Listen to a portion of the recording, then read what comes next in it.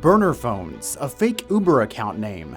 Documents reveal new details in the case against suspended Attorney General Ken Paxton. What we're learning about evidence that could be presented. Prisoners dying behind bars amid a Texas heat wave. Families push for changes, but the state says the deaths are not heat-related. We look closer at the data. 2/3 of Americans do not want Donald Trump or Joe Biden to be our two nominees. 2/3 of Americans want something different. We sit down with the only Texas Republican in the race for president, why he thinks refusing to support Donald Trump helps his campaign for the GOP nomination. Produced from the Capitol in Austin and airing statewide, this is the award-winning State of Texas. Hello, and thank you for joining us. I'm Josh Hinkle. We're learning new details about evidence supporting allegations in the impeachment of suspended Attorney General Ken Paxton. On Thursday night, the Senate released nearly 3,800 pages of documents. Monica Madden looks at what's being revealed just weeks before Paxton's Senate trial. Shocking, egregious, and blatant. Those are some of the words former top Attorney General aides used to describe conduct when Paxton allegedly used his office to help real estate investor Nate Paul. House managers dropping 4,000 pages worth of interviews, emails, and other records that they say support their case for impeachment. The House managers have clearly done their homework. In one interview, a former deputy attorney general says Paxton was literally obsessed with helping Paul, tying up already thinned resources. These are the most senior lawyers in the Attorney General's office. Those are the kinds of warnings that you would expect a politician to heed. Former trial lawyer Mike Golden says prosecutors might have a compelling case. Pretty important as the state's chief law enforcement officer to avoid the appearance of impropriety. The documents also claim Paxton used his office to help Paul access a sealed FBI search warrant for Paul's properties. For the head of that agency to take deliberate steps, assuming that it's true, right? Assuming the allegations are true,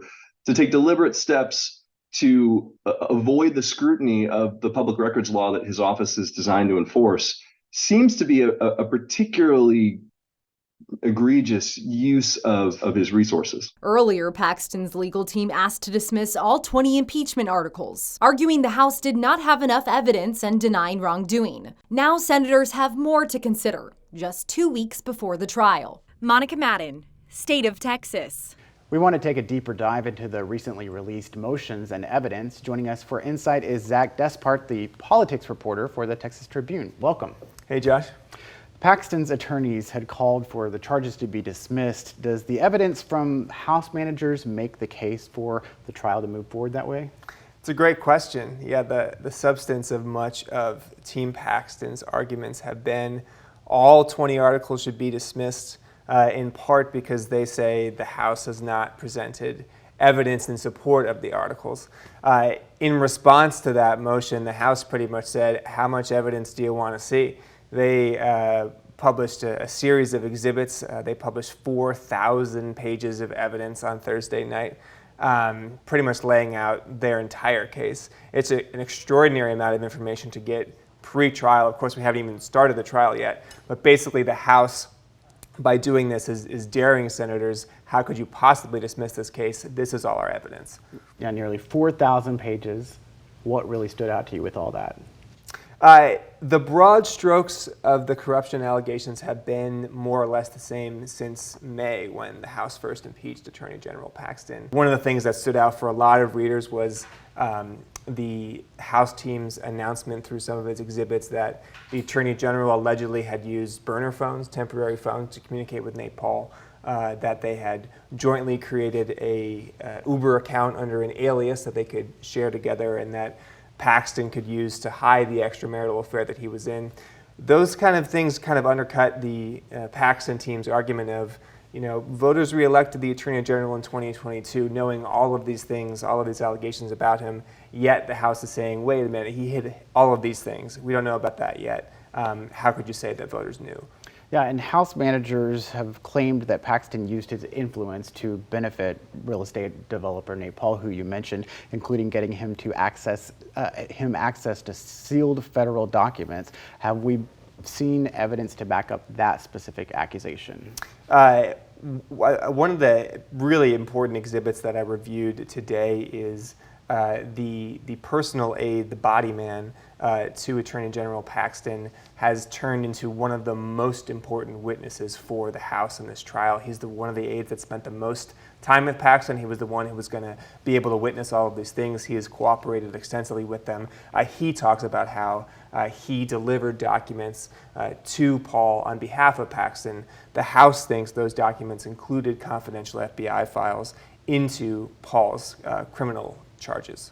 So you've mentioned the burner phones, we've heard about the fake Uber accounts and Paxton's mistress. The accusations definitely don't put Paxton in a good light, but why is any of that really relevant when it comes to the Senate trial? Another great question. Yeah, all of this evidence would certainly make it very difficult for Paxton to win a criminal trial. This is not the kind of trial we're talking about. Ultimately, senators get to decide to use whatever metrics or use whatever things they want to use when they're deciding whether to convict the Attorney General or not. One of the key things that's important to remember is the first day of the trial, the Senate gets to decide whether to dismiss the charges. Only requires a simple majority of senators to dismiss the charges. It requires a 2/3 majority to convict. So on those grounds, Paxton has the easier time. All right. Well, I appreciate you breaking it down for us all. Zach Despart from the Texas Tribune. Thank you very much. Glad to be here. You want someone who's not afraid of Donald Trump, but who's also articulating another vision for the future. A Texan aiming for the White House makes his case to voters, how he's trying to win over Republicans who want to move away from Donald Trump. Yes, Lord. Families call for action after prisoners die in hot Texas prisons. The state says the deaths are not heat-related, but what does the data show?